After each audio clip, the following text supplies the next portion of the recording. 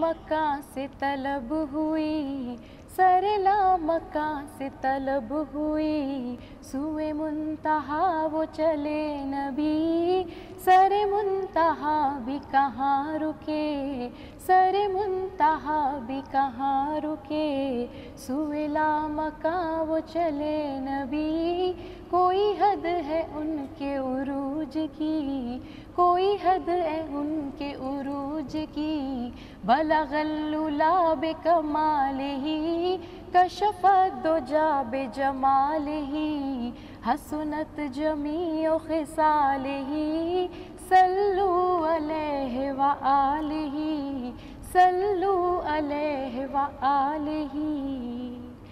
अस्सलामु अलैकुम।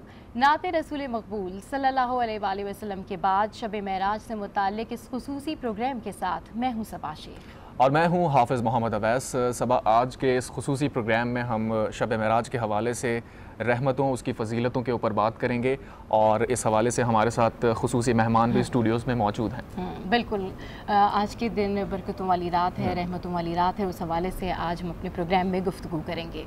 बिल्कुल, और अपने नाज़रीन को बताएं कि वाक़या मेराज ऐलान नबूवत के 10वें साल और मदीना हिजरत से 1 साल पहले मक्का में पेश आया था। माह रजब की 27वीं रात है। अल्लाह ताला फ़रिश्तों से इरशाद फरमाता है कि ए फ़रिश्तों, आज की रात मेरी तस्बीह बयान बंद कर दो, मेरी हम्दो तक़दीस करना बंद कर दो, आज की रात मेरी अताअत व बंदगी छोड़ दो और आज की रात जन्नतुल फिरदौस को लिबास और ज़ेवर से आरास्ता कर दो, मेरी फर्मा बरदारी का कला अपने सर पर बांध लो। बिल्कुल, आज की रात रहमतों की रात है, बरकतों की रात है। इसी हवाले से स्टूडियोज़ में हमें ज्वाइन किया है डॉक्टर मुफ्ती इमरानुल हक साहब ने, कराची यूनिवर्सिटी से हैं, और हमें ज्वाइन किया है अल्लामा मोहम्मद हुसैन मसूदी साहब ने। आप दोनों मौजूद मेहमानों का बहुत शुक्रिया। डॉक्टर मुफ्ती साहब, इमरानुल हक साहब, आज हम बात कर रहे हैं शब मेराज के हवाले से, तो एक इसकी बरकतें हैं, रहमतें हैं इसकी, तो उस हवाले से इसकी अहमियत के हवाले से बताइए। जी, बिस्मिल्लाहिर्रहमानिर्रहीम। देखिए, इस्लाम ने जो ना कुछ महीने अज़मत वाले हरमत वाले रखे हैं और उनमें एक महीना ये रजब का भी है। जिस तरह 3 तो आ जाते हैं, ज़िलक़ादा, हज, मुहर्रम और हरमत अज़मत वाले महीने शुमार होते हैं, वो तीनों कंटिन्यू में, और चौथा महीना एक ये है रजब का। चूँकि ये पेश खैमा है रमज़ानुल मुबारक का, और रजब के माने होते हैं कि एक तरह से सफाई कर देना, बिल्कुल क्लिनजिंग कर देना। तो उलमा ने लिखा है कि रजब, इसका मतलब ये आता है कि यानी रजब में जो ना वो एक तरह से बीज बोया जाता है और शाबान में फिर उसकी आबपाशी होती है, उसके ऊपर पानी दिया जाता है और फिर रमज़ान में उस खेती को भी काटा जाता है।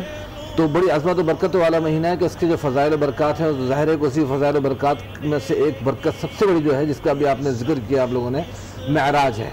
और मेराज ये शायद नहीं बल्कि यकीनी तौर पे कि वो मुअजिज़ा है कि जो माजी में किसी भी बड़े से बड़े जलील क़द्र पैगम्बर अलैहिस्सलाम को नसीब नहीं हुआ। ये सिर्फ़ और सिर्फ हज़रत जनाब नबी करीम सल्लल्लाहु अलैहि वसल्लम को एज़ाज़ हासिल हुआ कि अल्लाह रब्बे करीम ने अपनी महबूब हस्ती को वो अपने पास अर्श पर बुलाया। अच्छा, बुलाने के लिए जो अल्लाह पाक ने इंतज़ामात फरमाया वो भी कि ज़ाहिर है कि शाहाना इस्तक़बाल था आपका। और यहाँ पर मैं वाज़ेह कर दूँ कि बहुत से हज़रात इसके अंदर कुछ ये अपनी राय देते हैं कि शायद सिर्फ आपको ख्वाब में कोई अल्लाह की मेराज हुई या इस तरह आसमानों में बुलाए गए। तो अगर ख्वाब में बुलाया जाता है तो फिर ये वाक़या को इतना अहम नहीं रहता। ख्वाब तो ज़ाहिर है कि ख्वाब होता है, लेकिन बात ये है कि जनाब नबी करीम सल्लल्लाहु अलैहि वसल्लम को पूरे अपने वजूद अतहर के साथ आसमानों पर बुलाया गया, तशरीफ़ ले गए, जिसको कुरान करीम में ज़िक्र भी है, सुब्हानल्लज़ी अस्रा बिअब्दिही लैलन मिनल मस्जिदिल हराम इलल मस्जिदिल अक़सा, कि पाक है वो ज़ात जिसने अपने बंदे को जो लेके चले। असरा का माना था रात लेके चलना, कि वो लेके चले अपने बंदे को मस्जिद हराम से मस्जिद अक़सा तक। अच्छा, यहाँ का जो सफ़र है ये सफ़र असरा कहलाता है, जो बैतुल मक़दस तक हुआ।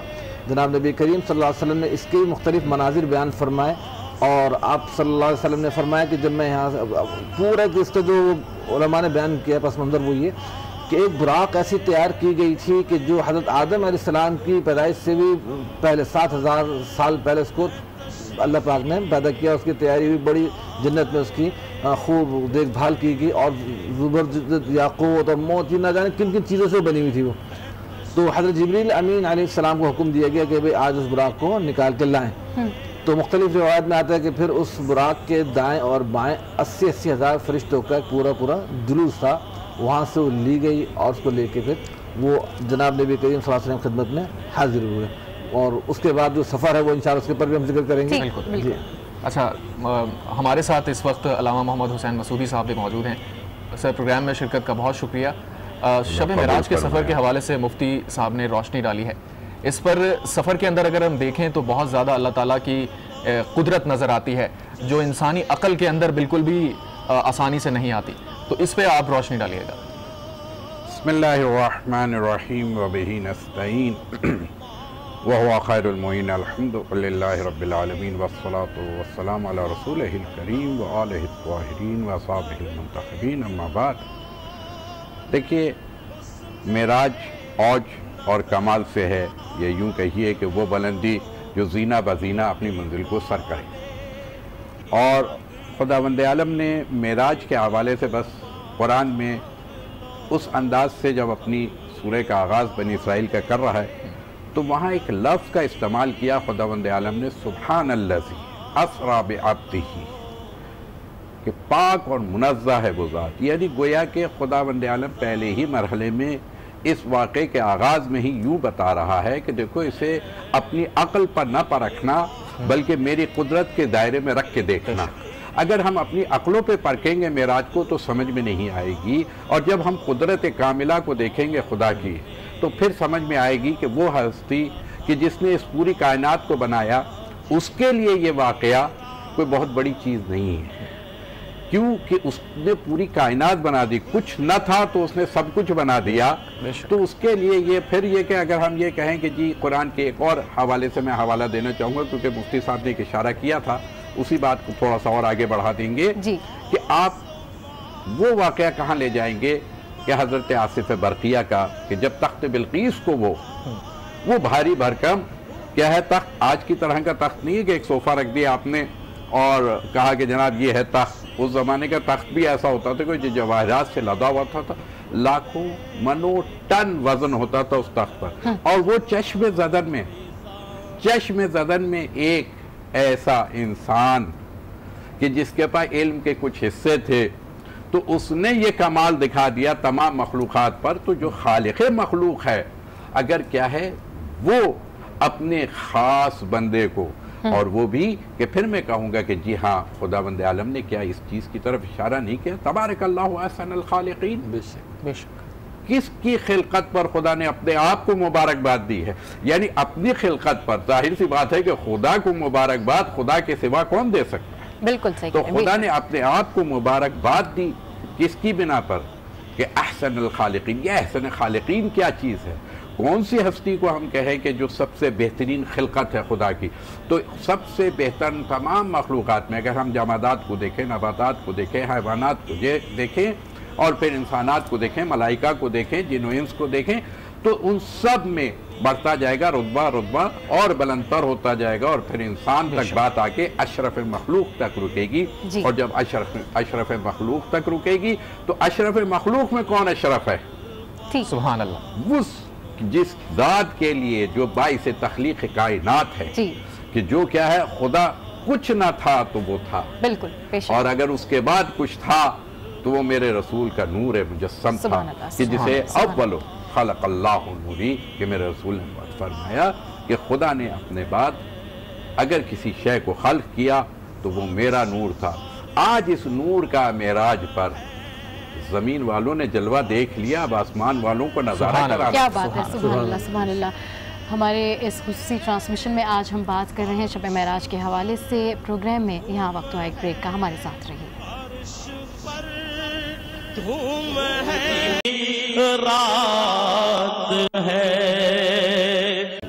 تو جناب شب معراج کے حوالے سے یہ خصوصی پروگرام کا سلسلہ آگے بڑھاتے ہیں، اور اس وقت ہمیں اسٹوڈیوز میں 2 مہمان مزید جوائن کر چکے ہیں. پروفیسر ڈاکٹر شہناز غازی صاحبہ ہیں، چیئرپرسن شعبہ قرآن و سنت کراچی یونیورسٹی سے وابستہ ہیں، آپ کو پروگرام میں خوش آمدید کہتے ہیں. اور سید سمیع اللہ حسینی صاحب نعت خواں ہیں، آپ نے بھی ہمیں جوائن کیا ہے. سر آپ کا بہت شکریہ. بات کو آگے بڑھانے سے پہلے اگر نعت سنی جائے، عقیدہ بارگاہ رسالت کے اندر نعت کا ہدیہ پیش کیا جائے تو اس سے بہتر کوئی اور بات ہوگی نہیں. بہت شکریہ. انشاءاللہ آج کی دن کے حوالے سے بھی اور شب کی آنے والی شب کے حوالے سے چند اشعار پیش کر رہا ہوں. دل ٹھکانا میرے حضور کا ہے، دل ٹھکانا میرے حضور کا ہے جلوہ خانہ، میرے حضور کا ہے جلوہ خانہ، ہر زمانے کی آپ رحمت ہے، ہر زمانے کی آپ رحمت ہے، ہر زمانہ ہر زمانہ میرے حضور کا ہے، ہر زمانہ ہر زمانہ میرے حضور کا ہے دل ٹھکانا، ایک پل میں ہزار عالم میں، ایک پل میں ہزار عالم میں آنا جانا آنا جانا میرے حضور کا ہے آنا جانا، میرے حضور کا ہے دل ٹھکانا، مجھ ساسی کہاں مدینہ کہاں، مجھ سا آسی کہاں مدینہ کہاں،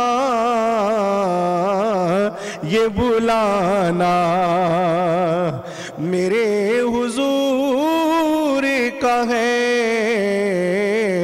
یہ بلانا میرے حضور کا ہے دل ٹھکانا، ذکر شامل نماز میں خالدی، ذکر شامل نماز میں خالد، پنج گانا پنج گانا میرے حضور کا ہے دل ٹھکانا، میرے حضور کا ہے جلوہ خانہ، میرے حضور کا ہے جلوہ خانہ۔ کیا بات ہے، سبحان اللہ سبحان اللہ، بہت زبردست آپ نے نعت پڑھی ہے۔ اور مفتی صاحب آپ سے سٹارٹ کروں گی، میں آپ سے بات شروع کروں گی، ہر زمانہ میرے رسول کا ہے، سبحان اللہ، اتنی خوبصورت نعت پڑھی ہے اور اتنا اچھا فیل ہو رہا ہے اس وقت۔ آج ہم شب معراج کے حوالے سے بات کر رہے ہیں، تو آج کی رات کی اہمیت کے حوالے سے، آج کے رات کی جتنی برکات ہیں ان کے حوالے سے اس واقعے کی تھوڑی سی تفصیل بیان کیجیے۔ جی، کچھ میں نے عرض کیا کہ جب اللہ پاک نے حضرت جبریل امین کو کہا کہ وہ براق تیار کر کے دنیا میں لے جائیں اور محبوب رب العالمین کو شرف باریابی کے لیے یہاں پہ لے آئیں، تو حضرت جبریل امین اس براق کو کہ جس کے دائیں بھی اور بائیں بھی 80,000 فرشتوں کا لشکر تھا لے کے زمین پہ اترے ہیں، تو اس وقت آپ حضرت ام ہانی رضی اللہ تعالیٰ عنہ کے گھر پہ استراحت فرما رہے تھے۔ اچھا، حضرت جبریل امین، استراحت آپ کی ایسی تھی کہ آپ کا قلب اطہر ہمیشہ بیدار رہا کرتا تھا، آپ پہ کبھی بھی غفلت کی نیند طاری نہیں ہوتی تھی۔ تو حضرت جبریل امین علیہ السلام وہ اب ادب سے کھڑے ہو گئے کہ اگر میں جناب نبی کریم صلی اللہ علیہ وسلم کو نیند سے بیدار کرتا ہوں تو آپ کی استراحت میں خلل پڑے گا، اب میں کیا کروں؟ تو اللہ پاک سے پوچھا کہ اللہ میں کس طرح، بلکہ حضرت میکائیل کے بھی آدھے ساتھ میں وہ بھی تھے، اللہ پاک سے کہا کہ اللہ میں کس طرح اس ہستی کو بیدار کروں، اپنی طرف متوجہ کروں، تو اللہ پاک نے کہا کہ آپ ان کے قدموں کے اندر قدموں پہ بوسہ دے دیجیے، اپنے ہونٹ ان پہ رکھ دیجیے۔ تو حضرت جبریل امین نے جناب نبی کریم صلی اللہ علیہ وسلم کے قدم اطہر کو بوسہ دیا، تو آپ کو جب ان کا لمس محسوس ہوا، ٹھنڈک محسوس ہوئی، صاحب بیدار ہوئے. سبحان اللہ. تو اس وقت حضرت جبریل امین نے فرمایا کہ اس طرح اللہ پاک آپ کو شرف ملاقات کے لیے بلانا چاہتے ہیں، آپ کی وہاں پہ تشریف آوری ہے. تو آپ صلی اللہ علیہ وسلم نے غسل فرمایا، آپ کو تیار کیا گیا. پھر وہ شق صدر یعنی آپ کے سینہ اطہر کا جو ایک واقعہ آتا ہے وہ بھی اس وقت پیش آتا ہے کہ مختلف مراحل میں واقعہ پیش آتا ہے. تو شب معراج سے قبل بھی سیرت نگاروں نے لکھا ہے کہ شق صدر کا واقعہ ہوا کہ آپ کے سینہ اطہر کو شق کیا گیا، پھر قلب اطہر کو اس میں سے نکالا گیا، زمزم سے اس کو دھویا گیا، اور زمزم سے دھونے کے بعد پھر آپ کو اس سواری پہ سوار کیا گیا. سوار کرنے کے بعد پھر آپ کو وہاں سے وہ بیت المقدس کی طرف لے جایا گیا. تو آپ صلی اللہ علیہ وسلم نے راستے میں وہ مختلف مراحل بھی دیکھے. حضرت موسیٰ علیہ السلام کے بارے میں فرمایا کہ ان کو میں نے دیکھا سرخ ٹیلا ہے، اور میں چاہوں تو جگہ تمہیں دکھا سکتا ہوں کہ سرخ مٹی ہے وہاں کے سرخ ٹیلا ہے کہ وہ اپنے قبر کے اندر کھڑے ہوئے نماز پڑھ رہے ہیں، عبادت میں مشغول ہیں. اسی طرح حضرت عیسیٰ علیہ السلام کی بعض روایتوں میں آتا ہے کہ ان کو دیکھا کہ وہ بتایا کہ اس طرح نماز پڑھ رہے ہیں.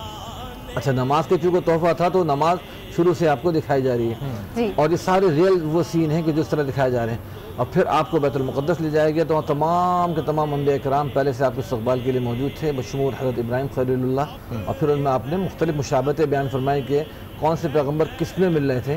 تو حضرت ابراہیم خلیل اللہ کے بارے میں فرمایا کہ وہ سب سے زیادہ تمہارے صاحب یعنی اپنے آپ سے فرمایا کہ مجھ سے مشابہ تھے. باقی دیگر انبیاء کرام کی مشابہتیں تھیں کہ اس طرح مختلف مشابہتوں میں سب تیار تھے وہاں پہ. ڈاکٹر صاحب نے بہت خوبصورت انداز میں پوری بات بتائی کہ کس طرح سے سفر شروع ہوا اور پھر بیت المقدس جب پہنچے تو وہاں پر کیا صورتحال تھی. ہمارے ساتھ پروفیسر ڈاکٹر شہناز غازی صاحبہ بھی شریک گفتگو ہو چکی ہیں. ڈاکٹر صاحبہ، شب معراج کے حوالے سے بہت ساری باتیں ہیں، بہت ساری فضیلتیں ہیں. کن کن فضیلتوں پہ بات کی جائے؟ سب سے پہلے آپ یہ بتائیے گا کہ اس رات کی فضیلت کتنی زیادہ ہے؟ بسم اللہ الرحمن الرحیم.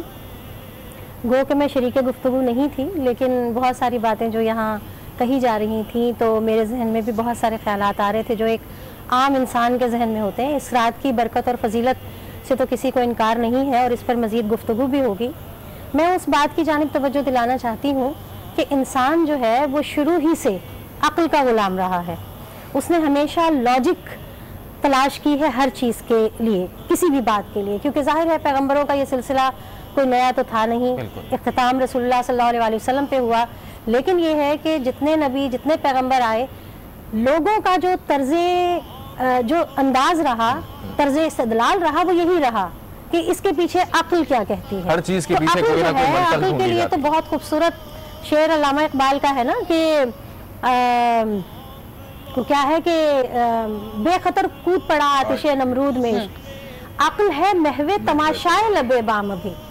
تو عقل جو ہے تو خود حیران پریشان رہ جاتی ہے. اور دوسری بات یہ ہے، اچھا اس پہ حالانکہ بہت سارے واقعات میرے ذہن میں آ رہے تھے کہ کس طرح سے، مثال کے طور پہ جیسے یہ کہا جاتا تھا کہ جی ہماری ہڈیاں تو گل سڑ جائیں گی، جی تو ہمیں کیسے زندہ کیا. اب عقل میں وہ چیز نہیں آ رہی ان کے، ٹھیک سوال کر رہے ہیں. قرآن میں اس کا جا بجا تذکرہ بھی موجود ہے. ٹھیک، پھر قرآن خود اعجاز ہے، معجزہ ہے. معجزہ کہتے ہی اس چیز کو ہے جو آپ کی عقل میں نہ سمائے، جو آپ کے بیونڈ یور امیجنیشن ہے. آپ کی امیجنیشن پاور ہی اتنی نہیں ہے.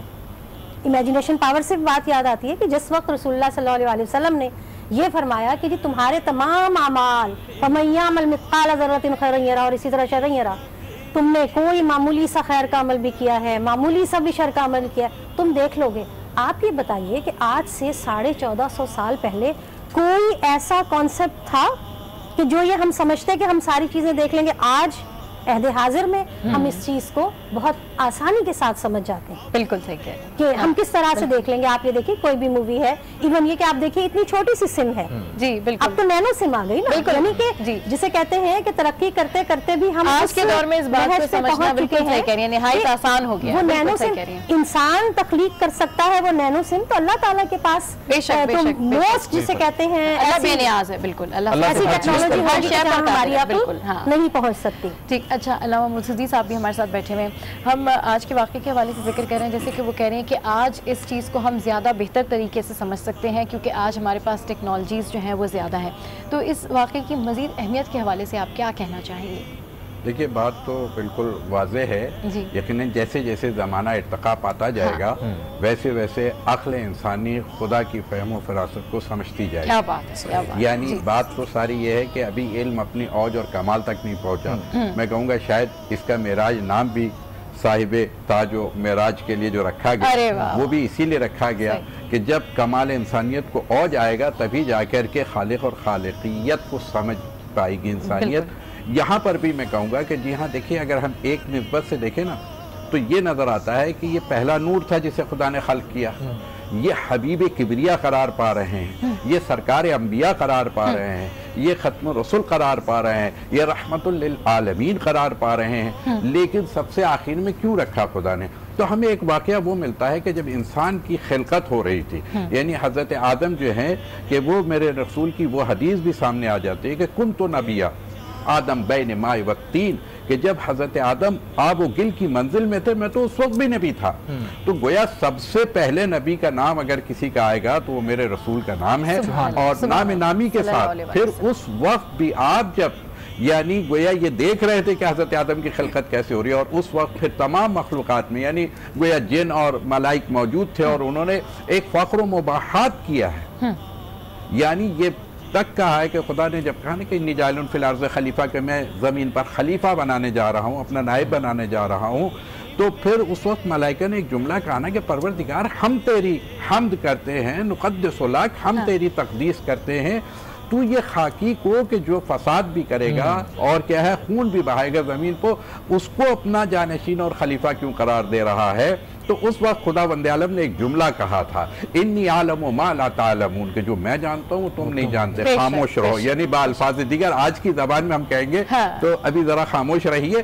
اور پھر وہ وقت آیا کہ جس کو اس نے اپنا محبوب کہا, پھر اس نے بتایا کہ ابدیت کیا ہوتی ہے. اس لیے کہ خدا نے یہ نہیں کہا کہ اسرا بنبی یہی, میں اپنے نبی کو معراج پر لے گیا, میں نے اسے راتوں رات سیر کرائی, میں نے اسے اوج اور کمال عطا کیا. نہیں, اسرا بعبدہ, آیت میں کیا ہے؟ اسرا بعبدہ.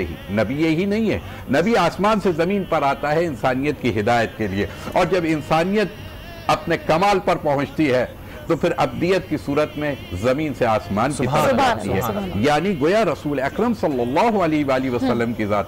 اب وہ وقت ہے, بہت سارے ایسے واقعات ہیں. اگر میرے رسول کی زندگی دیکھیے, دوسرے انبیاء کو بہت زیادہ زندگیاں ملی, میرے نبی کی زندگی ظاہری اس دنیا میں صرف 63 سال کی ہے, جس میں 40 سال اعلان نبوت سے پہلے ہے. اور میں آج کی نسبت سے یہ ضرور کہنا چاہوں گا کہ معراج تو رسول کے لیے ہے نا, یعنی ابن عبداللہ کے لیے کہوں گا, بلکہ میں رسول کا لفظ نہیں استعمال کروں گا, فرزند عبداللہ کے لیے ہے, وہ جو ابدیت کی اوج اور کمال پر پہنچا ہے.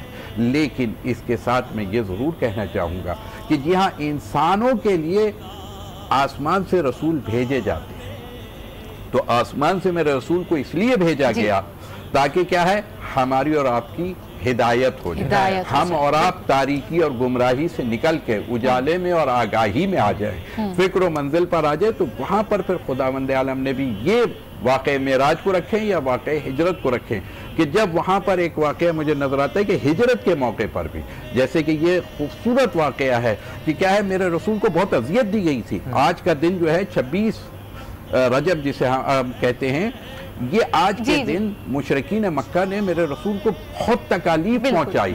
جب بہت زیادہ تکالیف پہنچائی, اس میں جتنے بڑے بڑے نام تھے, تو رات کو میرا رسول ایک کیف میں تھا, ایک وجد میں تھا. پھر خدا نے, پھر حبیب نے کو کیا ہے اپنے پاس بلایا. یعنی گویا کہ جب کہتے ہیں نا ملاپ ہوتا ہے, تو جب کیا ہے وہ بارات ابھی بات ہو رہی تھی, تو میں ضرور کہوں گا کہ جی ہاں جلوس وہاں سے آیا تھا, دولہا سے لے کے یہاں سے بارات اتر گئی.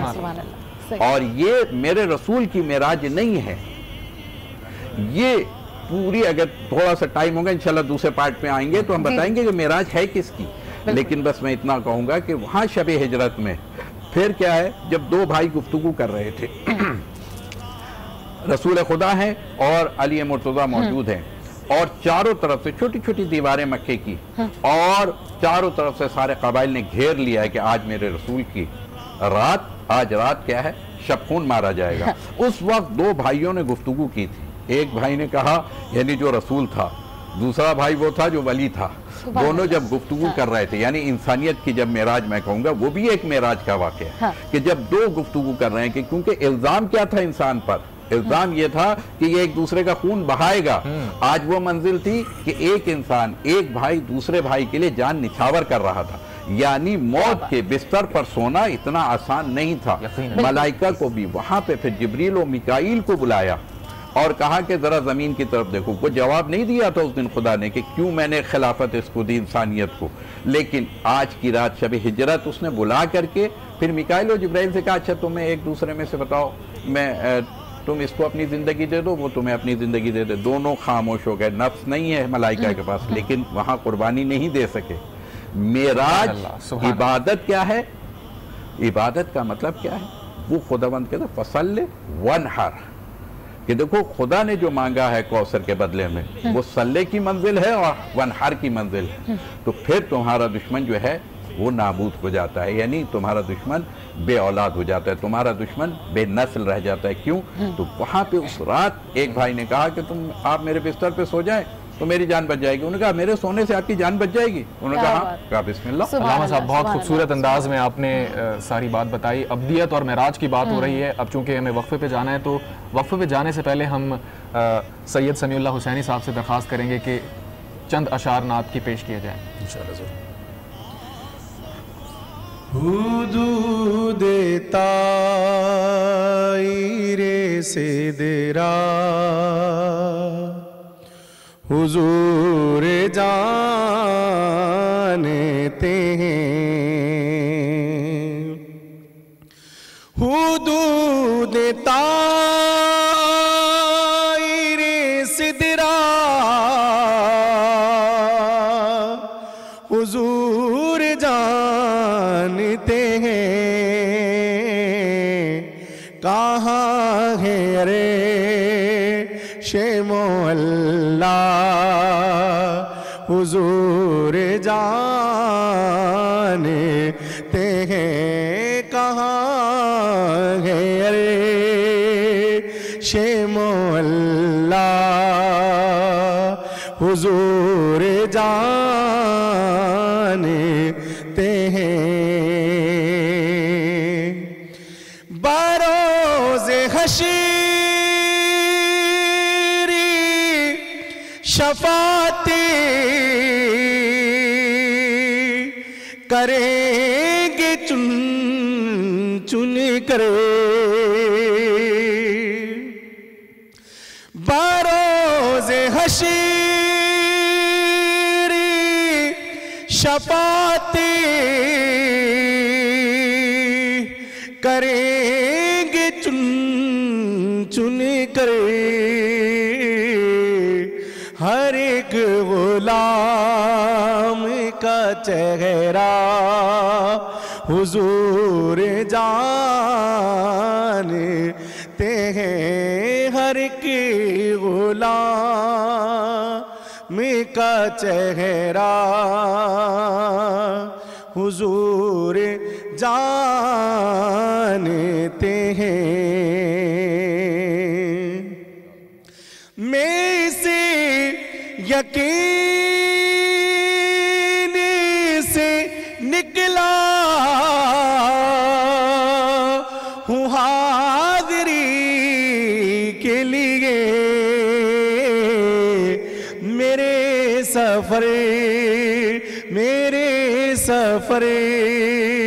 का इरादा हुजूर जान महफिल से प्रीत लगाऊं ऐ मेरे रब के प्यारे में तो वारी वारी जाऊं, मैं तो वारी वारी जाऊं। सल्लल्लाहु अला मुहम्मद, तेरे ही नूर से फैली है रोशनी, चांद तारों ने तुझसे ले ली है रोशनी। हुस्न यूसुफ का तेरे सामने मांद है और नबी है तारे, तू सबका चांद है, तू सबका चांद है। दिल में बसाऊं ऐ मेरे रब के प्यारे, मैं तो वारी वारी जाऊं, मैं तो वारी वारी जाऊं। सल्लल्लाहु अला मुहम्मद। खालिक को याद जब महबूब आए, जिब्रील अमीन लेके बुर्राक आए। ख्वाब राहत में उम्मे हानि के पाया, सोया हुआ था बीबी आमिना का जाया। कैसे जगाऊं ऐ मेरे रब के प्यारे, मैं तो वारी वारी जाऊं। सल्लल्लाहु अला मुहम्मद। मेराज वाले आका मन में बसाऊं, तो से प्रीत लगाऊं। सुभान अल्लाह, सुभान अल्लाह। ज़बरदस्त किस्म की जो है वो आपने नात पढ़ी है। और हमारे साथ मैडम भी बैठी हुई है, मैडम शहनाज। अच्छा, जिस तरीके से आप बात कर रही थी अक्ल फ़हम के हवाले से, इस पर मज़ीद कुछ रोशनी डालिए। मुझे फ़िरौन का वाक़या याद आता है कि जिस वक्त उसने मेमारों को हुक्म दिया कि सीढ़ी बनाओ ताकि मैं अल्लाह तक जो है पहुँच सकूँ, तो अल्लाह ताला ने रसूलुल्लाह सल्लल्लाहु अलैहि वसल्लम को उसी सीढ़ी के ज़रिए, जो कि अल्लाह की बनाई हुई थी, जिसे बाद में आइंस्टाइन ने जो थ्योरी दी और कहा कि ये ब्रिजेस इन स्पेस है। ये देखें कितना लंबा पीरियड है ये, कि कहाँ फ़िरौन का सीढ़ियाँ बना कर के एक वक्त आया कि थक गए मेमार उसने कहा अब इससे ज़्यादा हम ऊपर नहीं जा सकते। सही। तो उसके बाद ये मिराज उरूज से मुश्तक है ना जी, और इसका मतलब ही ये है बतदरीज चढ़ना ऊपर, जैसे सीढ़ी से भी ताबीर किया गया है, यानी वो सीढ़ी जो नादीदा है, वो सीढ़ी जो हमारी अक्ल में नहीं आ रही, और वो सीढ़ी जो अल्लाह तक ले गई। और फिर बाद में मुफस्सिरीन ने इसकी तशरीह यही लिखी कि ये वो, और अभी मैं आपको बता दूं जो लेटेस्ट रिसर्च आई है, उन्होंने इसे वर्म होल का नाम दिया है।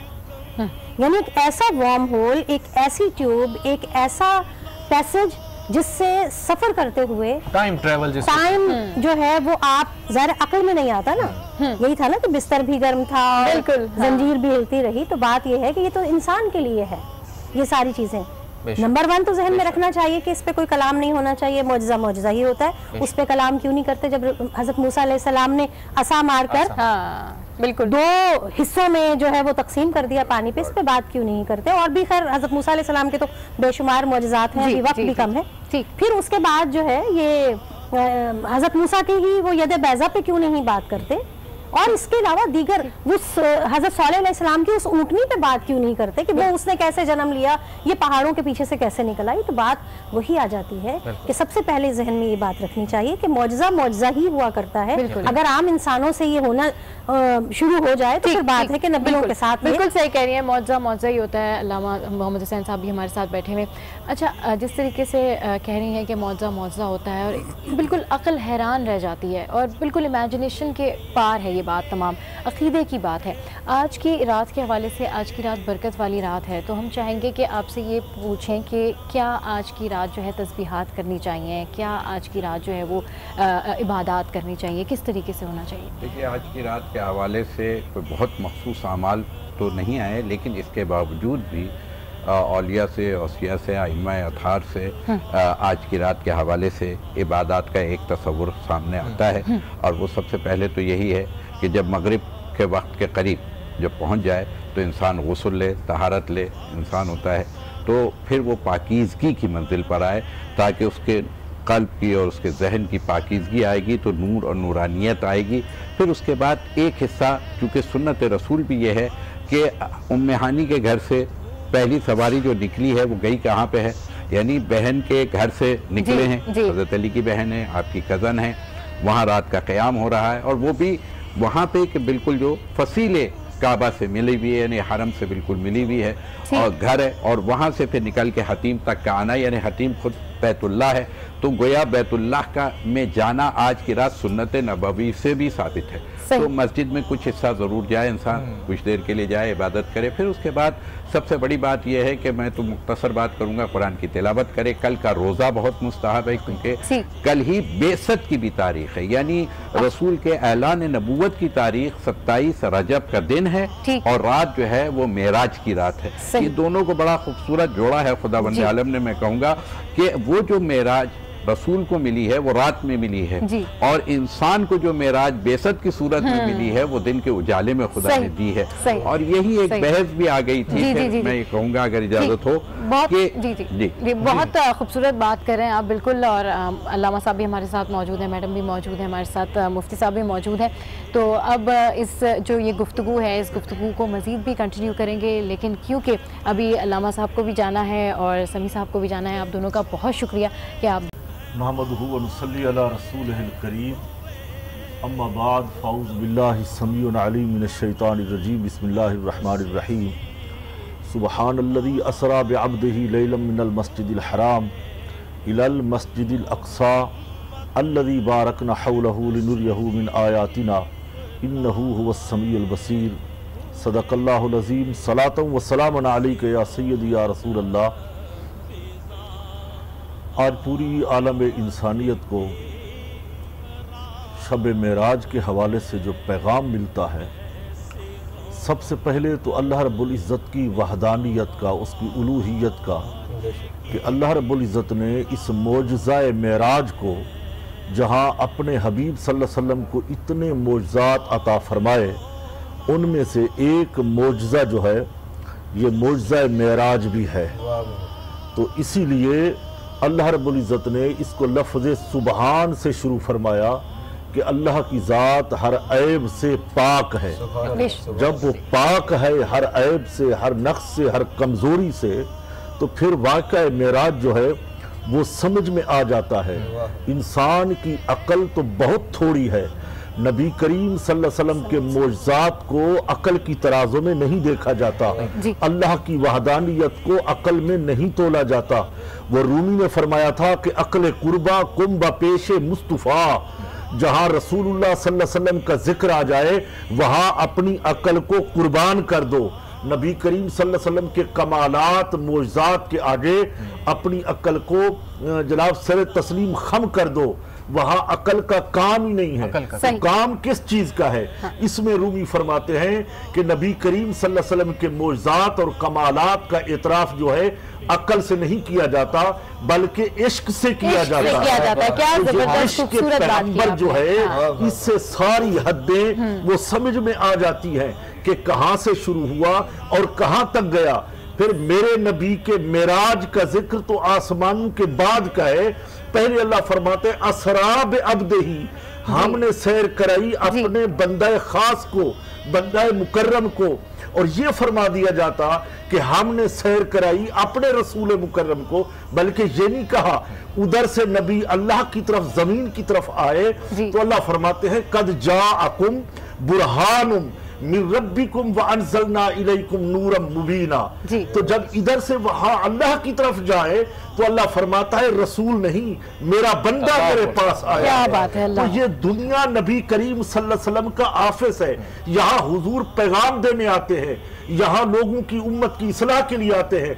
जब दुनिया को छोड़ के वहां जाते हैं तो ये मेराज बनता है, ये सैर बनती है। यानी समझ में आती है बात कि अंबिया की जो सैर होती है वो लंबी होती है और अंबिया के जो सफर होते हैं वो छोटे छोटे होते हैं। आम मखलूकात के जनाब सैरें छोटी होती है, सफर लंबे होते हैं। मेरे नबी का सफर सिर्फ इतना है, मक्के से मुल्क शाम तक है, जनाब मक्के से लेके मदीने तक है, ये हुजूर के सफर है। और हुजूर की मेराज, हुजूर की सैर ये है कि यहां से लेके बैतुल मक़दस तक और बैतुल मक़दस से लेके आसमान तक ये नबी करीम सल्लल्लाहु अलैहि वसल्लम की सैर है। जब सैर इतनी तवील है تو خدا جانے معراج کتنا بڑا ہوگا. معراج تو اوپر عروج کا نام ہے, چڑھنے کا نام ہے. تو لہٰذا اس چیز کو عقل سے نہیں, بالکل عقل معمولی چیز ہے, عقل میں یہ باتیں سما ہی نہیں بالکل ٹھیک کہہ رہے ہیں آپ, اس کا ماننا واجب ہوگا. ماننا واجب ہے, اور اس کو آپ عقل کے پیرامیٹرز میں نہیں ڈال سکتے.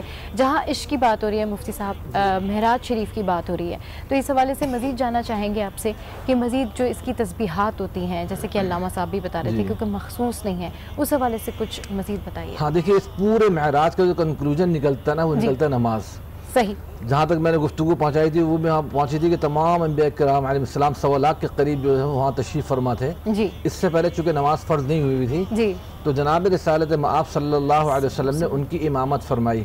اتنا بڑا اعزاز ملا, اسی وجہ سے آپ کو امام الانبیاء بھی کہا جاتا ہے کہ آپ تمام انبیاء کرام کے امام ہیں. تو اس تحفے کے دینے کے لیے جناب نبی کریم صلی اللہ علیہ وسلم کو وہاں پہ بلایا گیا تھا, اور جب آپ وہاں سے پھر امامت فرما کے آگے تشریف لے گئے ہیں تو دستک دی گئی آسمان پر, تو اندر سے فرشتے نے پوچھا, وہاں تو ظاہر پہلے سے انتظار تھا, من معک, آپ کے ساتھ کون ہے؟ تو فرمایا گیا کہ محمد صلی اللہ علیہ وسلم ہے. تو کہا کہ ہاں بالکل, آج دروازہ صرف انہی کے لیے کھولا جائے گا, انہی کے استقبال کی تیاریاں ہیں. تو وہ درجہ بدرجہ ہر آسمان پہ آپ صلی اللہ علیہ وسلم حضرت جبریل امین کے ساتھ تشریف لے گئے. مختلف انبیاء کرام نے مختلف آسمانوں پر آپ صلی اللہ علیہ وسلم کا استقبال کیا, اور وہاں مختلف مناظر دکھائے گئے. ان مناظر میں سے ایک منظر یہ بھی تھا کہ کچھ لوگ تھے جن کے سر کچلے جا رہے تھے, پتھروں سے کچل دیے جاتے تھے, پھر وہ ٹھیک ہو جاتے تھے, پھر کچل دیے جاتے تھے, پھر ٹھیک ہو جاتے تھے. تو ان کے بارے میں حضرت جبریل امین نے بتایا کہ بے نمازی لوگ ہیں جو اپنے سر کو اللہ کے سامنے نہیں جھکاتے. تو اس میں جو آپ نے کہا بار بار, جو آپ کہہ رہی ہیں کہ اس رات میں کیا عبادت کرنی چاہیے, لیکن اس رات سے نہیں بلکہ پوری زندگی جو ہمیں اصل میں ملتی ہے وہ ملتی ہے معراج.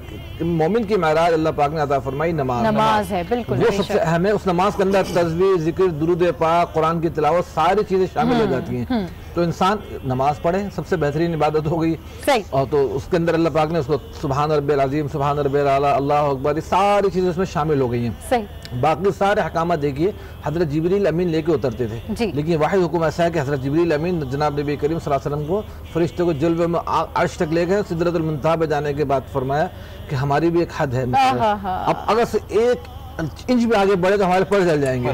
اور وہاں پہ یہ بھی روایت میں آتا ہے کہ جناب جبریل امین کو حضرت جناب نبی کریم صلی اللہ علیہ وسلم نے ان کی اصل جو ساخت اللہ پاک کی طرف سے اس میں دیکھا, ان کو اس ساخت میں دیکھا گیا. بہرحال پھر آپ صلی اللہ علیہ وسلم آگے تشریف لے گئے, اور وہ بدلی سی اٹھا گئی, بدلی سے آئیں اور آپ صلی اللہ علیہ وسلم کو اڑاتے اوپر لے گئیں. اور وہاں پھر وہ اصل یعنی ایک اہم ترین مرحلہ پیش آئے گا جہاں پہ اللہ پاک کے سامنے جناب نبی کریم صلی اللہ علیہ وسلم کو براہ راست تشریف فرما ہونا تھا.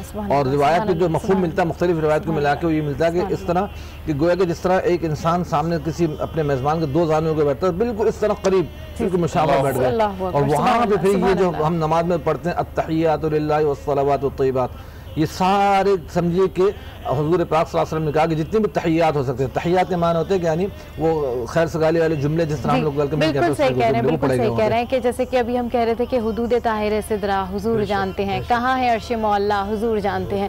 صفدر صاحب آپ ہمارے ساتھ موجود ہیں, ہم چاہیں گے کہ آپ ہمیں نعت رسول مقبول صلی اللہ علیہ وسلم سنائیں. قبلہ کی اجازت سے میں کلام پیش کروں. ایک تصور ہے کہ ہمارے نبی کریم صلی اللہ علیہ وسلم کے تصور ایک ذہن میں جب انسان بناتا ہے وہ میں پیش کر رہا ہوں. تصور میں سراپا جو تیرا دیکھا, کہا سبحان اللہ. تصور میں سراپا جو تیرا دیکھا, کہا سبحان اللہ. ہے میرے ذہن میں اب تک وہی جلوہ, کہا سبحان اللہ. اور تیری زلفوں کو میں طولے شب معراج سمجھا, شب تاریک کی تفسیر کو میں آج سمجھا. تو پھر قرآن میں واللیل کو سمجھا, کہا سبحان اللہ. اور تیرے چہرے پہ غازہ سورہ वल्फज्र का है, यहीं से रोशनी की भीख सूरज मांगता है। जो देखा या रसूल अल्लाह तेरा चेहरा, कहा सुबहान अल्लाह। और तेरे माथे की जीनत चांद की किरणें बनी हैं, यहीं जबी से नूर आकर कह कशाएं मांगती हैं। तेरे अबरू पे कर के चांद को सदका, कहा सुबहान अल्लाह। और तेरी रोशन निगाहों से बरसता नूर देखा, तेरी आँखों की बीनाई को रश्के तूर देखा। लगा था सूरे वल्नूर का पहरा, कहा सुबहान अल्लाह। और तेरे ही नूर में हंसने से आप क्या कहना चाहेंगी? पहले तो मुकम्मल कर लूँ उस गुफ्तगू को जो बिल्कुल हो ही नहीं पाई, तो मैं बहुत मुख्तसर, ज़ाहिर है कि वक्त भी कम है जी। पहली बात तो ये समझ लीजिए कि अल्लाह ताला जो है वो ज़मान व मकान की क़ैद से आज़ाद है। लिहाजा जब वाक़या मेराज हुआ तो वो भी ज़मान व मकान की क़ैद से आज़ाद था, और उसका जिक्र यानी उसी से रिजेंबल करता हुआ एक जो वाक़या है उसमें असहाब कहफ़ का, जो आजुमे के हवाले से भी सूरह कहफ़ पढ़ी जाती है और उसकी भी फजीलत, तो उसमें देखिए कि जब असहाब कहफ़ को उठाया गया तो उनमें जब आपस में गुफ्तगू हुई तो उन्होंने यही कहा कि हम कितनी देर सोए होंगे, एक पहर, एक दिन बल्कि एक पहर जी। और फिर उसके बाद उनका ये जवाब था कि अल्लाह बेहतर जानता है। अच्छा, फिर उसके बाद आइए जो इससे कबल गुफ्तगू हो रही थी कि जो अल्लाह का और फरिश्तों का डायलॉग हुआ जिसमें इन्नी जाइलुन फिल अर्ज़ि खलीफा से स्टार्ट हुआ, तो आखिर में क्या हुआ कि मा इल्म लना इल्ला मा अल्लमतना, यहाँ पे इख्तिताम हो गया कि भाई हम तो उतना ही जानते हैं जितना तूने हमें इल्म दिया है। तो लिहाजा ये है कि इन तमाम चीज़ों को जो कुरान में बयान कर दी, कुरान खुद एक मौजज़ा है जिसके लिए कि अल्लाह ने खुद कहा था फ़अतू बिसूरतिम मिन मिस्लिही, और आज तक कोई उसकी मिसाल लेकर नहीं आ सका जी। अब मैसेज की बात जो कर रही थी आप, हम जो बात कर रहे थे ब्रेक में, देखिए करना हमें क्या है। सबसे पहली बात यह है कि वहाँ पे आपको जो सैर कराएगी और आपको मुख्तलिफ लोग दिखाए गए, असल चीज़ वो हमारा फोकस है। नंबर 1 तो नमाज, इस पर गुफ्तगू हो चुकी है जी।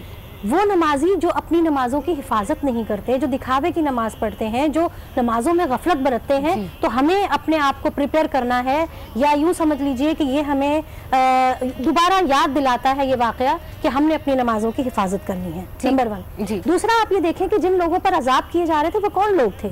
वो लोग थे जो ग़ीबत करते हैं, वो लोग थे जो बदअहदी करते हैं। और जो सबसे बड़ी बात है जो अहद हाजिर में उसको बिल्कुल नहीं समझा जाता कि वो मर्द जो अपनी बीवियों तक महदूद नहीं रहते, जो अपनी इज्जत की हिफाजत नहीं करते, जो बाकिरदार नहीं है, उनके साथ क्या सलूक वहाँ पे किया जा रहा था। तो ये सारी चीज़ें जब हम दोहराते हैं तो हमें जिसे कहते हैं रोंगटे खड़े हो जाते हैं और हम उन गुनाहों से बचने की कोशिश करते हैं। कुछ जब नमाज की बात होती है उसके लिए भी कुरान में यही कहा इन्नस्सलात तन्हा अनिल फहशाइ वल मुनकर, अगर वो नमाज आपको बेहयाई और बुराई से नहीं रोकती तो वो नमाज आपकी बेकार है। बिल्कुल सही कह रहे हैं आपने, बिल्कुल ठीक कहा कि जहाँ पर पूरी कुदरत की बात हो रही है, इस मौजज़े की बात हो रही है, वहाँ पे इस पूरे अमल के अंदर जो पैगाम पोशीदा है हमें उस पर भी फोकस करने की बहुत ज़रूरत है। हाँ। मुफ्ती इकबाल नक्शबंदी साहब तशरीफ़ फरमाएं। सर, आप इस बात पे क्या मज़ीद एडिशन करना चाहेंगे कि जो मकसद है बुनियादी, हमारा फोकस उस तरफ है या नहीं है आज के अगर दौर में हम देखें? देखिए, मैं देखता हूँ तो आज के दौर में हमारा वो चीज़ें जो फोकस करनी थी वो नहीं है, हम उनसे काफ़ी दूर चले गए। जैसे अल्लाह फरमा रहे हैं नमाज के मुतल्लिक, देखिए नमाजें तो अल्लाह ताला की तरफ से 50 मिली और 5 रहेगी मेराज में। तो हुक्म ये आया कि जो आपके उम्मती 5 नमाजें पढ़ेंगे हम उन्हें सवाब 50 का अता फरमाएंगे। तो हम अपनी नमाजों को दुरुस्त करें। नमाज तो वो इबादत है जिससे मेरे आका सल्लल्लाहु अलैहि वसल्लम फरमाते हैं कि लोगों, नमाज मेरी आंखों की ठंडक है। तो हम वो इबादत क्यों ना करें जिससे आका दो जहां सल्लल्लाहु अलैहि वसल्लम की आंखें ठंडी होती है। तो नमाज से हम काफी दूर है। जिन पर नमाजें फर्ज हो चुकी है आकिल बालिग मर्द औरतों पर वो अपनी नमाजों को दुरुस्त करें, अपनी मस्जिदों को आबाद करें। हजरत सैयदना अबू हुरैरा रज़ी अल्लाह तआला अन्हु फरमाते हैं, जो बंदा एक तस्बीह सुबहान अल्लाह व बिहम्दिही सुबहान अल्लाहिल अज़ीम की पढ़ेगा अव्वल आखिर दुरूद शरीफ, फरमाया कि अल्लाह रब्बुल इज़्ज़त उसके सारे गुनाहों को माफ फरमा देता है, चाहे उसके गुनाह समंदर की झाग के बराबर ही क्यों ना हो। तो देखिए ये हमारे जो असलाफ, हमारे बुजुर्गान दीन, उन्होंने फरमाया कि रजब अल्लाह का महीना है, शबान नबी करीम सल्लल्लाहु अलैहि वसल्लम का, और रमज़ान इस उम्मत का महीना है। तो रजब के इतने फज़ैल और मनाक़िब आए। हम तो सिर्फ मेराज का वाक़या बयान कर रहे हैं, मेराज को देख रहे हैं, तो मेराज की इतनी बरकतें अल्लाह फरमाते अल्लज़ी बारकना हो लहू, हमने उन मस्जिदों के इर्द गिर्द बरकतें रखी थी। तो वो बरकतें क्या है? वो यही इबादत और रियाजत की बरकतें हैं, वो मज़ारात अंबिया है उन मस्जिदों के इर्द गिर्द। और मैं बरकतें रखी थी, हम अपने रसूल को वो बरकतें दिखाना चाहते थे।